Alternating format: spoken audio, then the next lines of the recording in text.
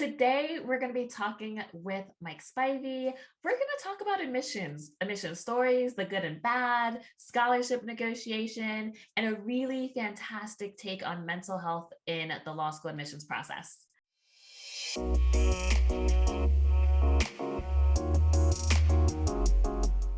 For those of you who are new, my name is Sydney Montgomery. I'm the CEO of S. Montgomery Admissions Consulting, and I specialize in working with first-generation and minority applicants. I feel really privileged and lucky to call Mike a friend, a mentor, and someone that has helped me tremendously on my journey.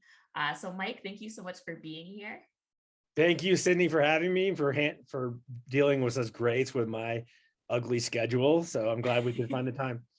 Yes. Why don't you just start by giving us a little bit more background and telling us a little bit more about yourself? Sure. I'll give you the background that involves anything that listeners would be interested in, which probably starts at college. I went to Vanderbilt University, graduated in 1995. I then went and got my MBA. And as a part of that, when I graduated, I taught business ethics. And that is what got me interested in higher education. I really thrived with the passion of the people in the classroom. So I got a lot of energy from the students. So then I went to Georgia Tech and started my doctoral work, transferred back to Vanderbilt for my doctoral studies. And part of your doctoral program is you usually do some sort of job on campus, research, whatever. My job happened to be reading admissions files, the admissions office. So that's how I started it. It was $33,000 a year, which I think is important to note, because where you start your career is almost trivial. If you're passionate about what you do, I think things will fall into place. I got very passionate about law school admissions and also just sort of the fine tuning of how to make law schools better, which helped my career. And, I sort of moved up in the ranks, became in charge of multiple departments. I haven't just done admissions. I've been a dean of career services. I've done fundraising. I've done strategy for law schools. I've done communications. So I've run multiple departments of law schools, and then something fired in my brain. When message boards started becoming popular, like 3 of every 4 pieces of advice was just spot on wrong. And I kept thinking, there's a market to give advice from someone who's done 5 or 6 different things for 3 different law schools. So that's when I started Spivey Consulting 10 years ago. That's amazing. And you've been such a pioneer in the field. When we talk about, long-standing institutions for admissions consulting, definitely, it's your firm, and you have what now, 35 consultants? Yeah, we'll be 36 next week. So that's I'll amazing. Have an announcement to make, yeah. That's really amazing. So I want to know, you've been in this admissions world and just higher ed world for honestly more than 25 years. What has changed the most since your time at Vanderbilt, or what has more or less stayed the same over the years? Yeah. So the biggest change is really the change in society. When you go back 22 years ago. So you're right, actually, I was thinking about 25 years because I actually did an intern in higher ed. So it has been 25 years. But we'll go back to when I was at Vanderbilt 22 years ago. So everything was by mail. Applications were by mail. Admit decisions were by mail. We had a website, but it was, if you saw it today, it would be laughable. It was like purple background and block pictures and like hardly anything, maybe faculty bios. And, web traffic was not how people found us at all. It was 22 years ago. That was a minor part of admission. So what's really interesting to me is this is going to surprise you maybe. Applications 22 years ago, 9 out of 10 were incredibly flawed because there was no information. Right. People didn't know what to put. Yeah, there's no blog, no podcast, no templates. So people were just, blindly throwing darts. There also wasn't this like hyper, focus on precision. So things were just really sloppy. The interesting part about that was the 1 out of 10 that was just really professionally done really jumped out at you. So that's one difference, is the lack of information back then. If you think about now, you had law school transparency pop up. Right. There are two co-founders. I admitted both to Vanderbilt, Patrick Lynch and Kyle McEntee, and I think you're going to have Kyle maybe on your podcast. Yeah, we are hopefully soon, Yeah. and that's exciting. So law school transparency and which shows a lot about employment data and all that. That wasn't available before they popped up. Right. Only employment data was like books about law schools. And then message boards became popular, and that was a game changer. But they giveth and they taketh away. That goes. There's a lot more information flow, and there's a lot of good information. But now there's two pieces of message boards that are deleterious in social media. There's also a lot of bad information spoken with authority. Yeah. I'll give you an example. An LSAT firm said this cycle that if you don't apply in September, don't apply at all. I do remember seeing that, and I definitely disagree with that. I mean, obviously, there's a lot to disagree with that. Yeah, I couldn't even begin to count off the reasons. To begin with, if you control for the fact that stronger applicants apply in September, that's a given. We that's every cycle. Right. If you control for that variable, there's no bump in applying for September. There's no getting your application early bump because that schools sort by application strength. So what this firm is doing is they're really, if you think about the time value of money and someone's passion to go to law school, they're crushing both with a malpractice like statement. And that's one example. No, and I think for me, it's like, especially when I look at the data, that the plurality of Black applicants do apply in March. And I believe you should apply earlier in the cycle, earlier than March. But that's a whole swath of people, right? Like most underrepresented students are not going to be ready to submit in September. I would love them to be, but that's just the reality. And so when you say things like, if you're not going to submit in September, don't submit at all, it hurts diversity in law school admissions. Yeah. It hurts people's financial starting point. It hurts their dreams. So yeah, I mean, that's a profound example of just really harmful advice that I hope no one follows. But there's many pieces of advice out there in the internet that are spoken with such authority that oftentimes people believe it. So, that's one. I think the biggest change is just we're in an evaluative society now. Almost everyone applying to law school has grown up in an evaluative social media society. So by very definition of that, if you're being evaluated 24/7 for the first time in human history, we have this shift where our psychological well-being is very, very, very much threatened, while our physical well-being is very, very, very well kept for. And there's more time for people to be in their own heads. So I think it's a more, versus 22 years ago, Cindy, a much more anxious time. And I guess the third and fourth pieces would be scholarship opportunities are much more ubiquitous and deep now than they were 22 years ago.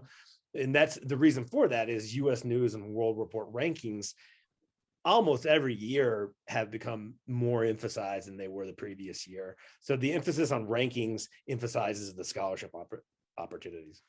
Yeah, I would agree. And I think hopefully as we move into the next kind of phase of admissions, we can have more transparency and more options with scholarships too, because I do agree that rankings have kind of driven scholarship opportunities to be so data driven and numbers driven. And it's a numbers driven process, but there are a lot of opportunities outside of rankings to get scholarships, and there's not enough information on that. And so, in this age in which we have this much information, probably too much information, and, a lot of my students are like, I don't know what to listen to because there's so much on the internet. I'm hoping that we can at least get some good, solid information on things like, maximizing your financial health, your future, your scholarships and access opportunities to kind of, balance out all the noise that is on message boards, or probably Reddit. As you know, I'm afraid of Reddit, but you are a Reddit connoisseur.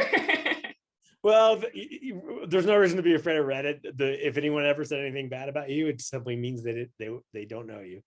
Oh, well, thank you. I will take your word on that as I continue to abstain. Okay. But one day I might venture into the Reddit world. But kind of speaking of, bad advice, things that people shouldn't do, I'm sure in admissions you have seen a lot. What are some things that students do that they really probably should stop doing that really grate on the nerves of people in admissions? Yeah, I like the way you ended that, which is like, what is it that annoys or grates on the nerves of admissions officers? Because if you're an applicant, how could you know? You've never been an admissions officer.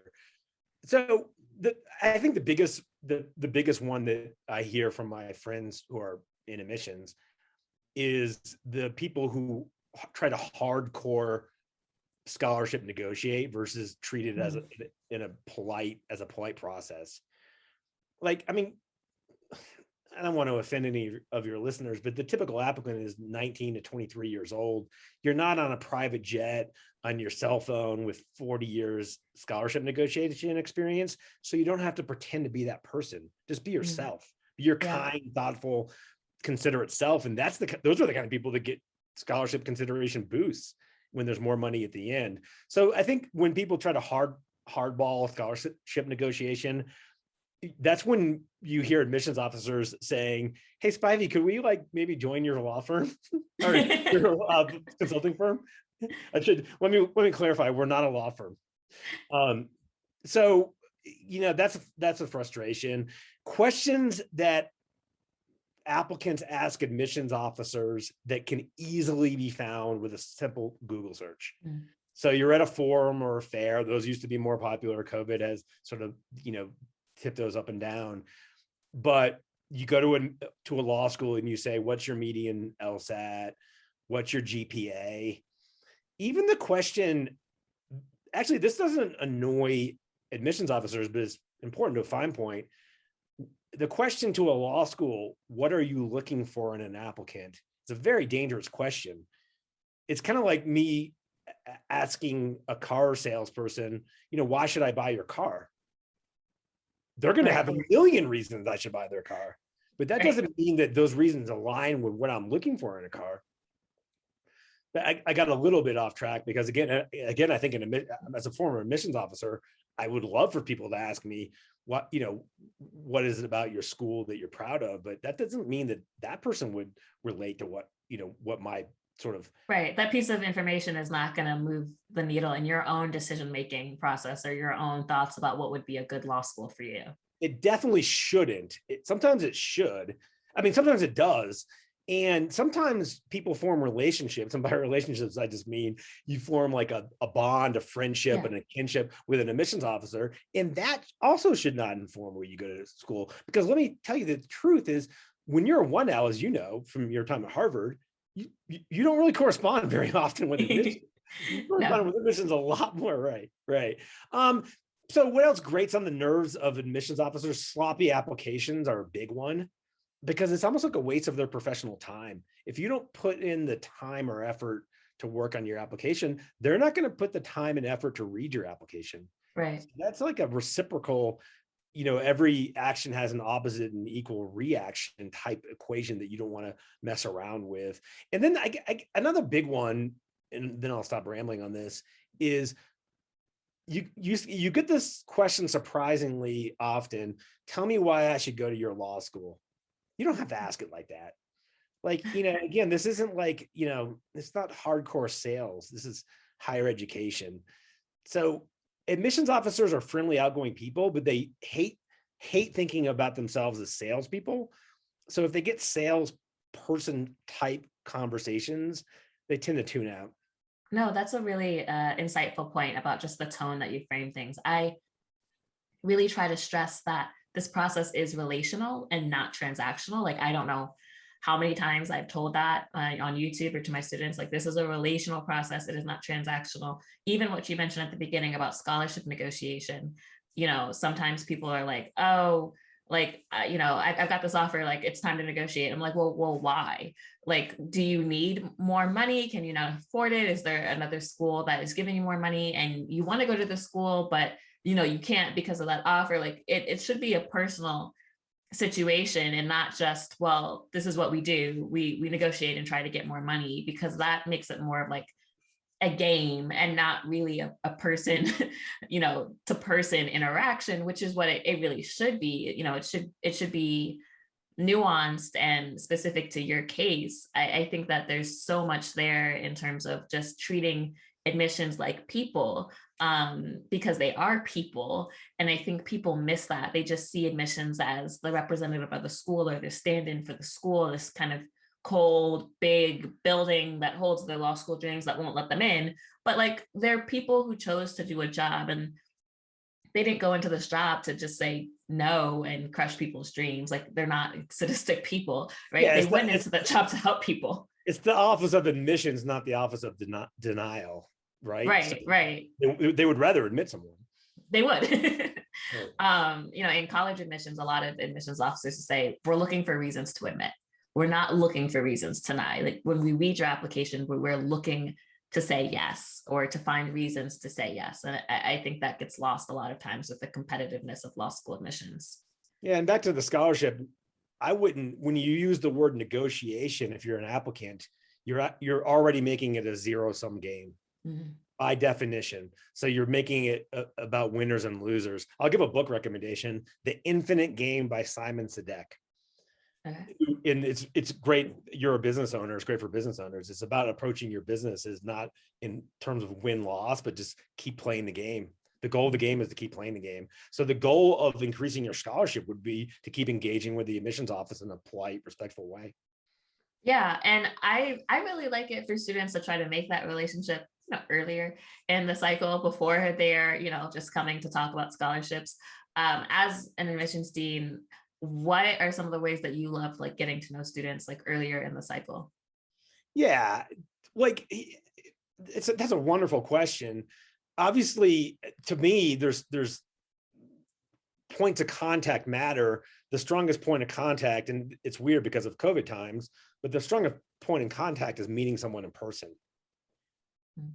And then the second one would be, and this is like so hard for today's applicants, here's another change, would be picking up the phone and calling an admissions office and saying, would there be time in the week? I know these are very busy people, but just to introduce myself to an admissions officer, just to put a name with an application. Yeah. And that phone call you'd want it to be 5 minutes, but that phone call, when I was in admissions making decisions, talking to people on the phone, I would remember those phone calls. Getting hammered with 300 emails a day, you're never going to remember. The only purpose of email is to follow up a visit or a phone call. Mm-hmm. If you blindly email an admissions office, they're getting, you can't imagine that as an applicant how many of those they're getting. Sometimes they're getting 6 to 12 from the same person every day. Oh my goodness. That's a no. Don't do that. Right. Don't do that. But people do, believe it or not. Someone checked their Georgetown status check like 1,200 times in one day, right? So if you calculate like waking hours, if you assume a 7-hour sleep period, you're checking that every like 5 to 10 minutes, and that's also a no. Right. That's also super unhealthy. Yeah. I mean, there's a lot about this admissions process, and we'll talk about mental health. There's a lot about the admissions process that is very unhealthy. And we can talk about that. But yeah, the way to start a relationship with an admissions officer would ideally be to meet them at a forum, meet them at a fair. The difference between a forum is LSAC hosts them in their major cities with hundreds or thousands of people. Fairs are at individual schools, tend to be smaller, and you get a little bit more time to speak with admissions officers. Or you can visit a school, or you can pick up the phone and call a school, or you can, in today's world, you can email and say, is there any way I could Zoom like you and I are doing with an admissions office? Those are all really great ways. And then the follow-up, the devil's in the detail. So I would always follow up a conversation with a thank you email, maybe a week or two later, because again, you just want them to remember your name. Yeah, absolutely. And I will even add like information sessions to that list, because sometimes the information sessions now with COVID are even done by people in admissions, or, I've seen some schools have even the assistant dean of admissions doing the virtual information session. And there's usually time for questions at the end, or time to actually introduce yourself. So that is also, with COVID, another way, but I 100% agree with that strategy. And those are the ways that they also make available to you on the website. So schools, I always say schools tell you how they want you to interact with them. Just, right. Follow what they've laid out for you. It's actually pretty easy to do what a school wants you to do if you get outside of trying to impress the school and trying to be someone who you're not, and be yourself and follow their instructions. Absolutely. Absolutely. So I know that we both love stories and the art of storytelling. I love helping people with their essays, kind of finding that authentic story or two to put in their application. I want to know from you if there's a story or two of some of your favorite or least favorite adventures, I'll call them, in admissions, either from Vanderbilt or from Spivey Consulting. I know you have stories. Yeah, I probably won't tell many Spivey Consulting stories. We have confidentiality with our clients. I could probably tell you thousands of admission stories. Let me try to think of some that are interesting to applicants. There was the time when my business partner, Karen Buttenbaum, was the director of admission at Harvard, that she happened to poke her head out of her office to the front office, and two chefs and a lobster. So three applicants dressed up. Two as chefs. Amazing. One is a lobster, and they asked if Harvard Law School admitted lobsters to law school or if they were biased against lobsters. Does she know why? Like, was there motivation? I actually don't think those three people know why. Maybe, I mean, college students sometimes do pranks, and sometimes there's inebriation involved. I'm certainly not making accusations, but something was going on that was probably very humorous to those three people. And if you think about it, not the worst ploy in the world, because they're dressed up as people, so they didn't have to give their names, just two chefs and a lobster. It didn't help or hurt their chances of admission. It's just a story that stands out. Another anonymous story would be someone dressed up like Spider-Man to take the LSAT. And they said that this was back when a different message board was very popular. So it was years ago, but they said that it actually very much relieved their anxiety. My only takeaway would be the proctor may have not followed like exact in-person LSAT rules back then. They probably, LSAC probably like boldened their like what you can wear and can't wear while you take the LSAT. Well, it's like, good, like the spidey tingle, the senses, like, is it A, is it C? That's pretty cool though. Yeah, I like quirky applicants, and I've definitely come across my share of quirky applicants. It's endearing when people are like nervous, but they tell you that they're nervous, and you get that ton when you're an admissions officer. It's not endearing when someone's nervous and they hide it in grandiosity and I'm the best person on the planet. The stories are endless. I used to have people wait for me at my car. Don't do that. It's creepy. Yeah, that's creepy when it's nighttime. Derek Meeker, who was the dean of admission at Penn, who's a business partner of mine, had someone show up at his apartment. Oh my goodness. Yeah, don't do that. Did he call the police? I don't know. We just tell stories. I guess we don't quiz each other on like I'm always like, what happened next? I want to know. I need to get better about finding out like everyone's alive and safe. I don't have like any horrific nightmare stories. Probably the most scandalous was when the dean of admission at Illinois at the time, who I knew, I had traveled. So another thing applicants should know is when you're in admissions, you travel with other admissions officers. You and I were talking about how Spivey Consulting has grown and sort of that process. Well, I was just very fortunate. I knew a lot of people in admissions because we travel on like buses and planes and cars together. I had traveled individually with the dean of admissions in Illinois, had a wonderful conversation with him, but he had been lying, literally changing the entering LSAT scores of their matriculants. Oh, wow. For a number of years. Yeah, this is years ago. It was a huge scandal. So their scores were not what their real scores were. So they were moving up in rankings. This is all, look, if I could give one piece of legal advice, everything you ever text or email anyone, that all could be discoverable and public information. And this person's emails were discoverable and became public. You could actually read about this online. I've read the entire case. Wow.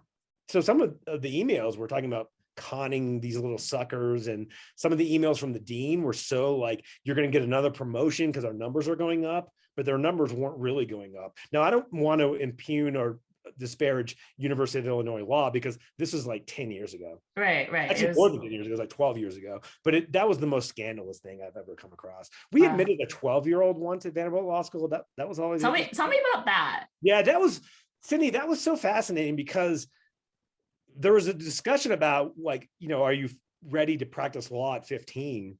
Can But you even practice law at 15? well, the question is, can you age discriminate in admissions was what we were asking. Fair. That's fair. Right. I think we brought in the general counsel's office and we determined that we could not, if she was going to have a college degree and an LSAT score, we could not age discriminate. So we had to read her application age blind, just like we would an Wow. 85-year-old. So she was admitted. And here's where the story to me got interesting. She came to our admitted students program, and it kind of freaked me out because she didn't look, she was 12, but she looked like 18. Oh, And I was thinking, oh my goodness, like she's going to get invited to all these like bar reviews, which is where they go out to bars. And this is just going to be like, I don't know. I had an uncomfortable feeling for this human being. Yeah. As a person who's Right. going to go through like a person as the emotional toll as a 12-year-old, but with a bunch of 19 to 25-year-olds who have a different sort of life experience. She ended up matriculating to a different law school, so I don't really know what happened. The other one of interest is we had an applicant once. I was talking about this on Reddit, and Reddit seemed pretty interested. The best application on paper I ever saw was 40180 physics major from Harvard. Wow. To this day, I remember his name. So once a year, I'll Google and see what he's doing. So he's now at Big Law as a partner doing high level transaction work. Not surprising. So not physics, nothing physics related. No, in fact, I think one of his clients is a major sports team. Oh, that's interesting. That's cool. That's really interesting, especially about the 12-year-old, because I mean, I have to assume she started college when she was 9. So those are those considerations as well. But, it is right. Like you can't age discriminate. And yet, I know that I have students that I would say, maybe you're not ready to go to law school yet and go have some more life experience first and then come back and then you can go to law school. So that's very interesting. Or conversely, I talk to 40-year-olds who aren't emotionally ready, mentally fit, psychologically ready to go to law school either. So I think people need to have, it's very hard to do. None of us are as introspective as we think we are, but the more you can have real introspective conversations with yourself about, is this the time to start the process? I think the better. No, yeah. And speaking of introspection, I think that's a really great segue into like the conversation I want to have on mental health and wellness. I think that introspection and knowing yourself and taking the time. I always say the process doesn't have to be stressful. It can be a beautiful time for you to like really reevaluate your goals and your motivations and who you are and where you're going. One of the things that I really admire about you and your firm is your commitment to talking about mental health and wellness on your blogs and on your podcast, Status Check with Spivey. And so I kind of wanted to know, what are the ways that law school applicants can try to reduce their stress in this process, and then maybe also reduce their stress when they're in law school, if you could speak to that. I'll quote Dr. Gabor Mate, who we had on our podcast, who's probably the world's leading, if not the world's leading, one of the world's leading experts on addiction and substance abuse. His book, In the Realm of Hungry Ghosts, was a bestseller. It's been translated in 38 different languages. And we asked him about that. And he said, well, what you're doing when you start law school and you feel imposter syndrome, which you probably felt because 98% of right. We're gonna have. What's interesting is we're gonna have a fellow alum of yours, Dr. Judson Brewer, who wrote the book Unwinding Anxiety, which is a bestseller right now. And so his degrees are from like Princeton, Yale, and Stanford or something. Princeton, Harvard, and Yale. I'm going to ask him if he felt imposter syndrome and which of the 3 schools did he feel it the most in. But what Dr. Gabor Mate said was, what you're doing is you're comparing, when you start school, your insides with everyone else's outsides. And you don't know a thing about their insides. Right. They do. Right. They know they're nervous. They know they're insecure. They know they're scared. So I think one thing is, if people seem like cool, calm, collected customers around you, no, they have the same worries and self-doubts you do. Yeah. We think that's all absolutely have right. self-doubts. I mean, society wouldn't run without self-doubts. There's four kinds of esteem. There's internal unconditional esteem, and that's where we're trying to help get our clients to. And that's, I'm writing a book that's going to be published at the end of the year, and it's about that. It's about how do you find unconditional, and unconditional by definition means it comes from within. Yeah. You were born, you belong here in the universe, no better than that faculty member with 80,000 Twitter followers who's tweeting. No, they're no better than you, but you're no better than anyone else. Just because you're at X law school and they're at 50 law schools below you, your belonging here in this universe is exactly the same. That's unconditional self-esteem. Yeah. Unfortunately, most of us, including me, including you, because I think just about all of us, at times we get esteem from performance. That's my big issue. How well did I do on the LSAT? How fast did I run a mile in? How many push-ups can I do? How better am I than that other person? Yeah.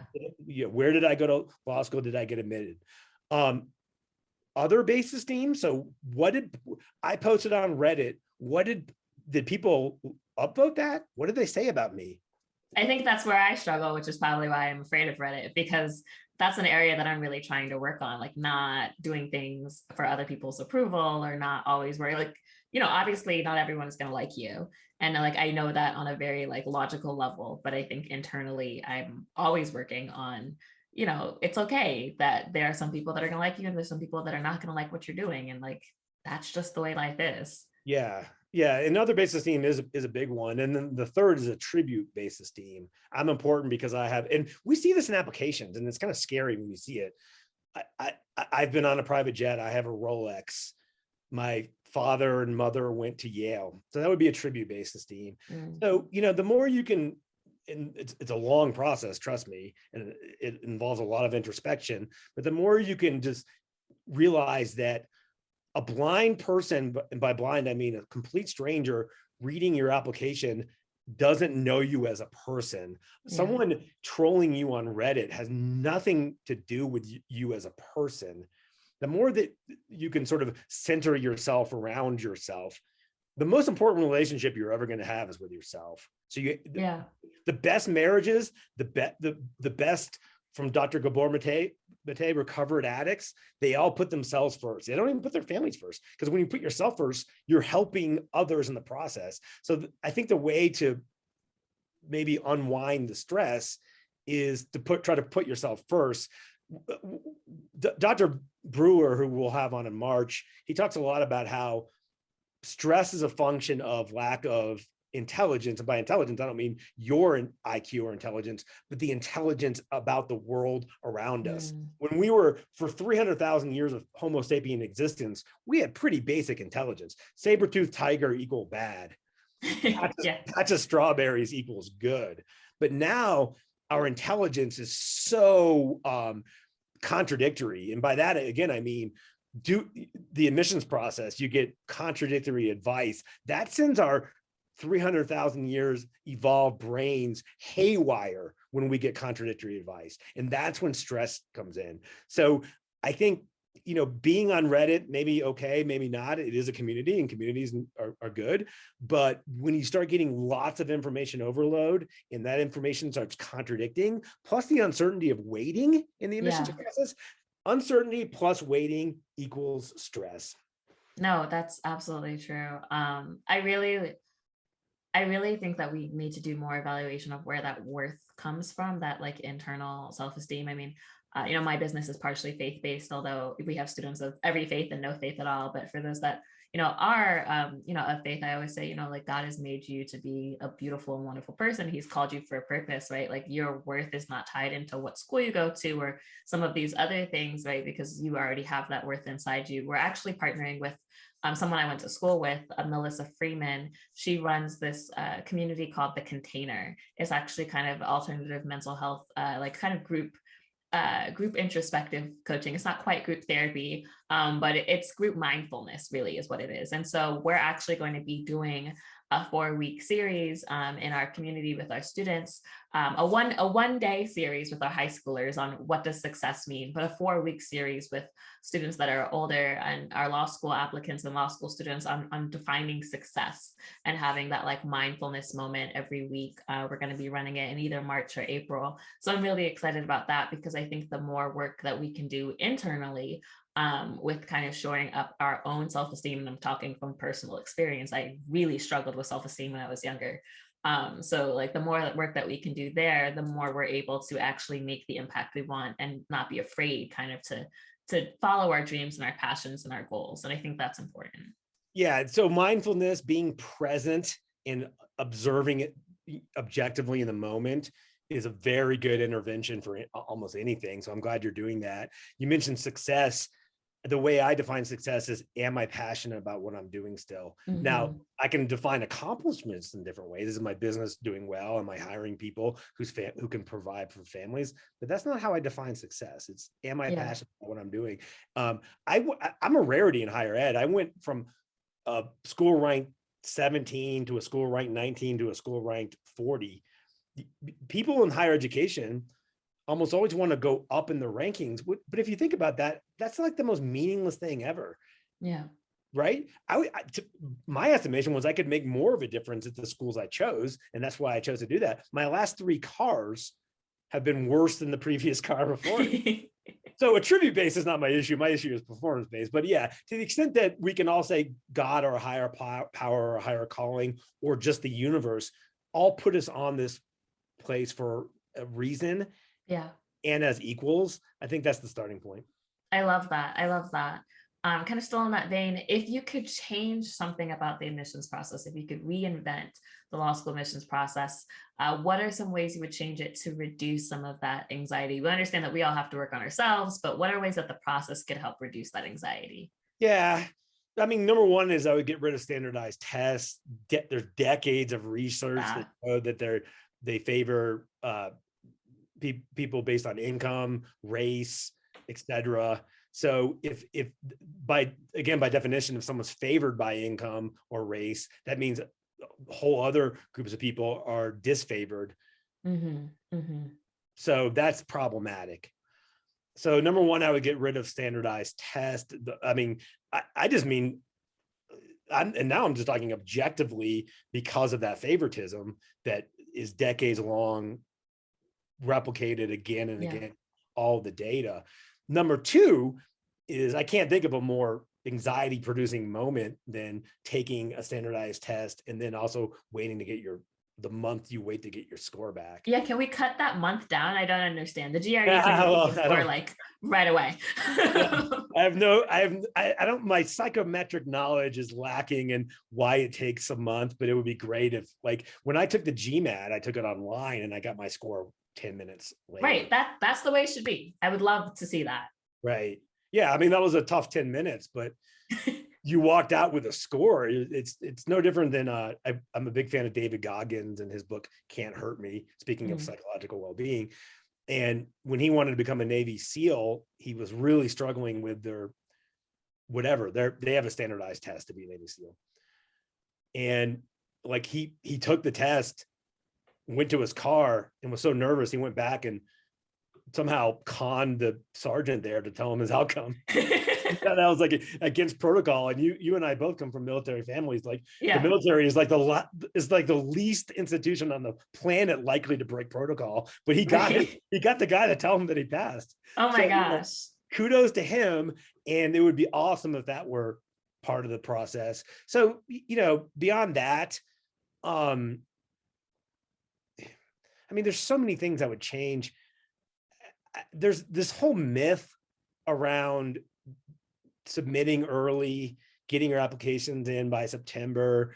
There's this whole myth that people create on their heads about turnaround times. Every year I try to message, I mean, I would shout it from the mountaintops if I could, that look, it might take 1 to 8 months to hear from a school. Yeah. And it could be different for different people. Someone could hear from that same school tomorrow and you could hear from that school 6 months from now. for certain it could be, it is different, but it is different for different people. And what happens is no one really, when I say it in August, no one really listens. And then in December, everyone's freaking out because they haven't heard from schools, but that's highly predictable. So what I would do is I would do what Harvard law does, is I would have dates when people are going to hear. I would have, and I think undergrad schools do. I don't understand why we can't just do it like college admissions. I've really been thinking about this whole rolling application cycle. I don't think it's good. I don't think it serves applicants, because again, the data shows that, you know, underrepresented students are just more likely to submit later. That's just that's just the fact. That's just the data. And I think that you know, an undergrad, undergrad has its own issues with the hype around early action and early decision, but there is a date that the application is due, and there is a date that, you know, you're going to find out when your application, you know, comes out with a decision. And there's just certainty. There's, you know, there isn't this confusion about, well, I don't know when the best time to apply to college is. Like, you know, because there are dates. Now, you know, I'm a co-founder of College Equity First, and one of our equity factors when in, you know, evaluating schools on their, you know, campus culture and how accessible they are is, you know, later application dates. You know, like if you have a date after January 15th, studies show that it actually does increase access. But the reality is that there's not this kind of confusion on something so basic as to when to apply. And I feel like if law schools could just do away with rolling admissions and just have, this is when we want, like, even if it's a priority deadline and a regular deadline, and if you do priority, you find out here, and if you do regular, you find out here, like, just give us some transparency. Yeah, I think the reason why they don't is they covet the flow of data to help them make decisions. So Harvard doesn't have that problem probably as much as many schools, but a lot of schools will rely, because you can't rely on the previous cycle's data. It's not going to be the same as the current cycle data. So I think where schools have I'm sort of lucky that I've also been on the other side of things. And where schools have fallen towards is we can make more informed decisions as more data comes in. But the trade-off is, and I applaud what Harvard's doing. The trade-off is, okay, well then you're going to make people nervous. And every time I was talking to someone on the phone the other day, and he brought up a good point. He's an applicant, and I wouldn't have even thought about this. He has to answer every spam call he ever gets because it could be the dean of admission or an admissions officer. Facts. Right. Yeah, I tell my students every call, I don't care, just answer it, because it probably is someone from admissions at this point. It could be, and you don't want to miss that phone call, because that phone call could be, are you interested in our school? And if you say I'm enthusiastically interested, the next sentence is, I'm happy to offer you an admission.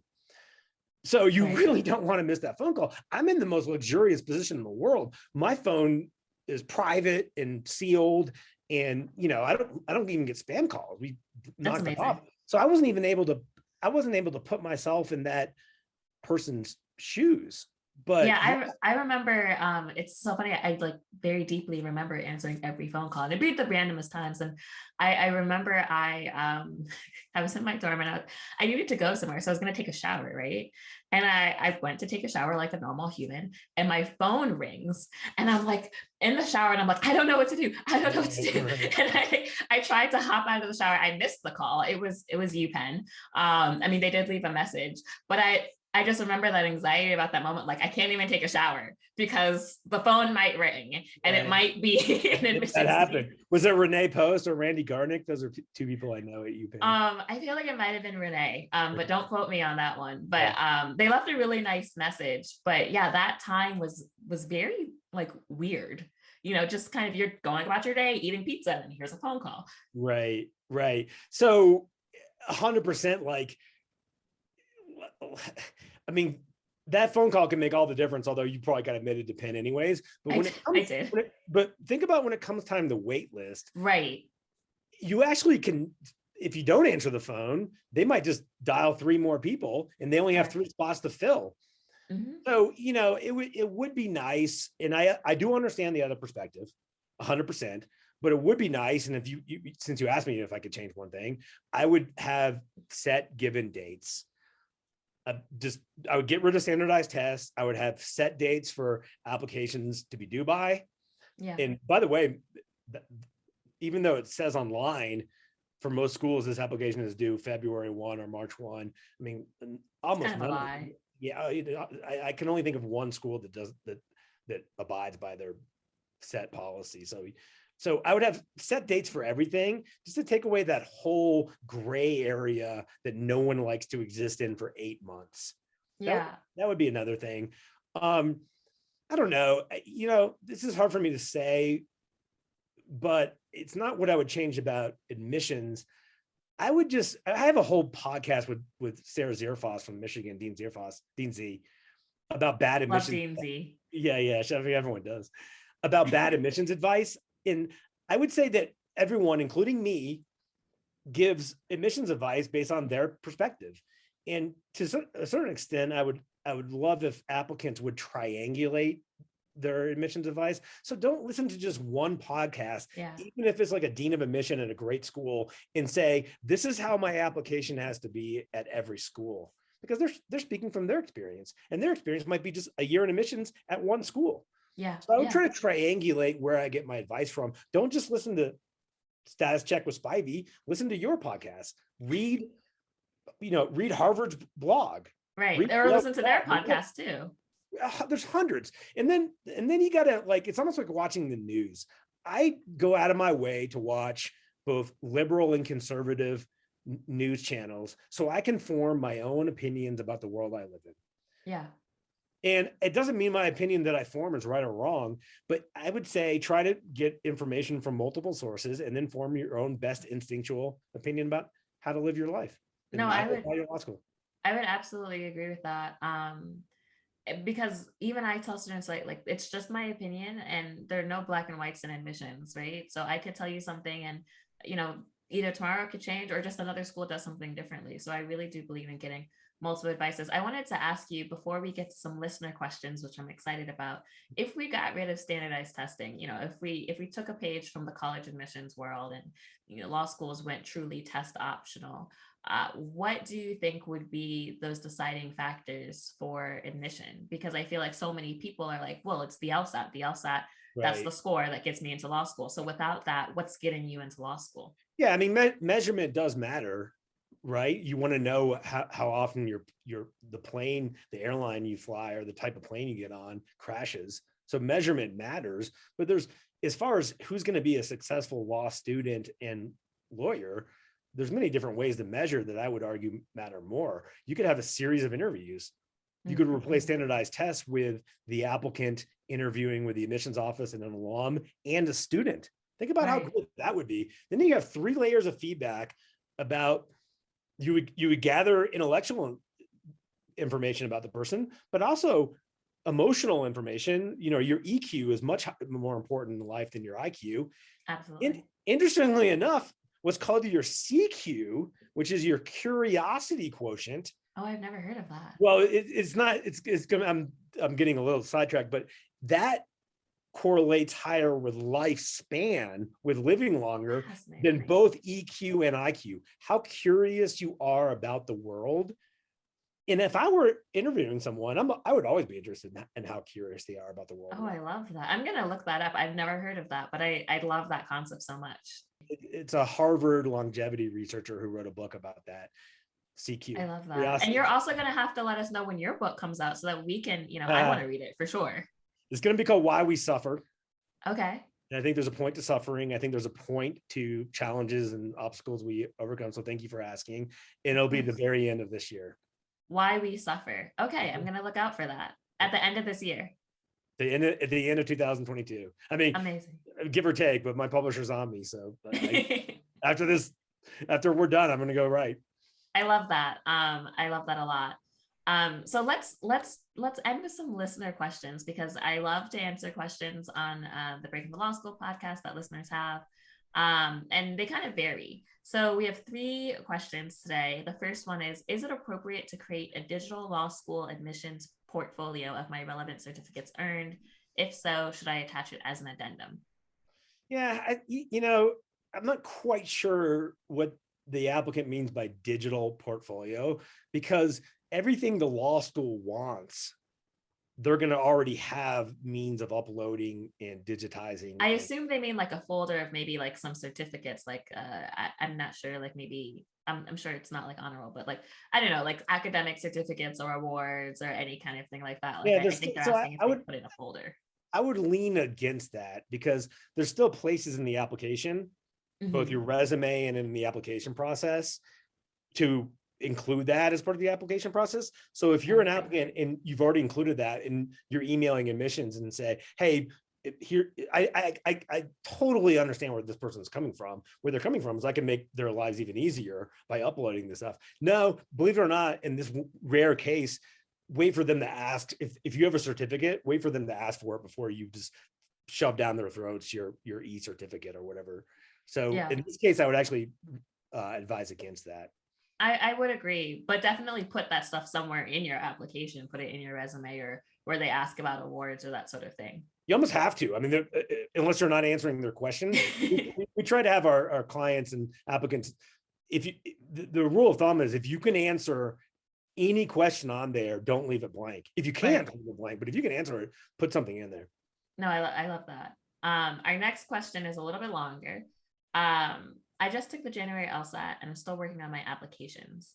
I work at Rutgers Law School in Newark, New Jersey. Shout out to New Jersey. And this is where I'm praying I get into.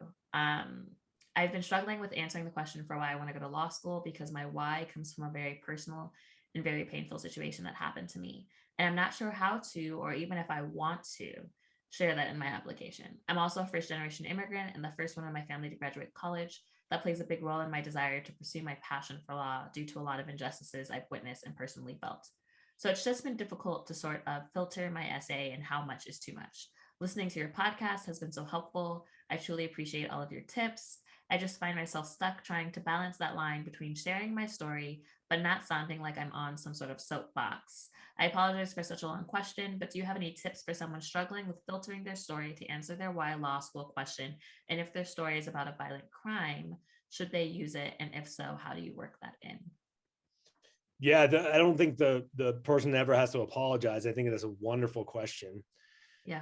And what I would say are a couple things. One is you're probably not going to sound like you're on a soapbox because surprisingly, your story, while very personal and understandably probably emotional to you, has also been similarly touched upon by other applicants before.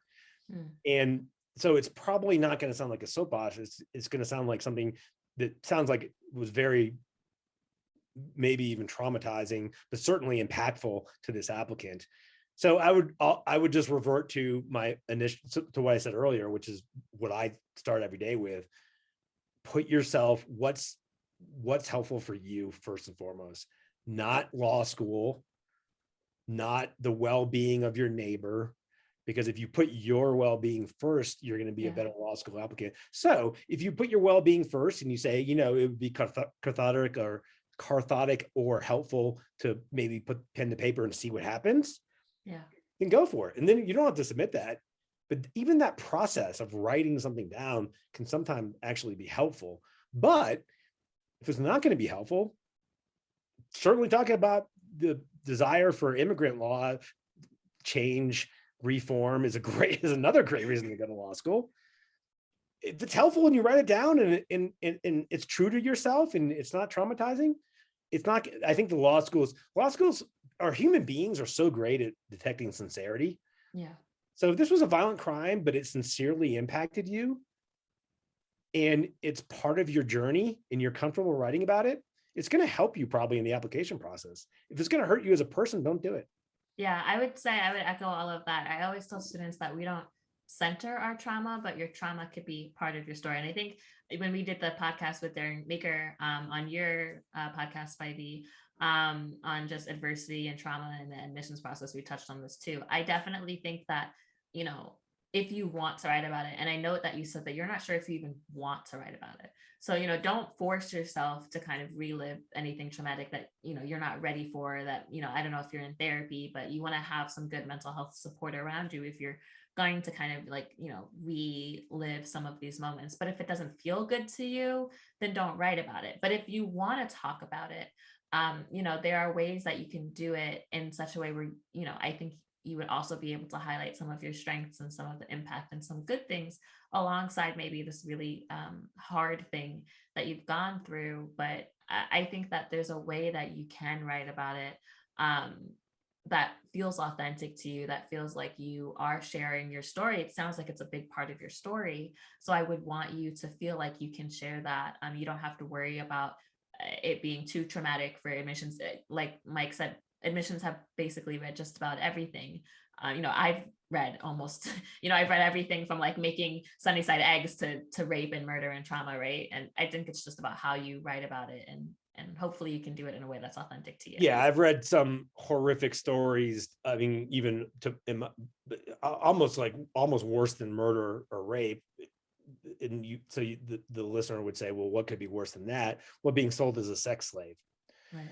So what I would say is every human on the planet has a form of trauma. Now, there are capital T's, witnessing or being part of a violent crime against you, rape, sexual abuse, but there's also lowercase t's.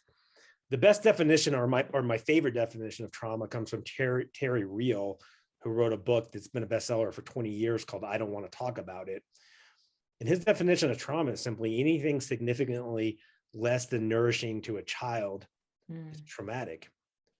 So wow. All of us have traumas, and my point there is a lot of people do talk about them in their applications. So you're not going to come across as like trying to game the system by talking about your trauma.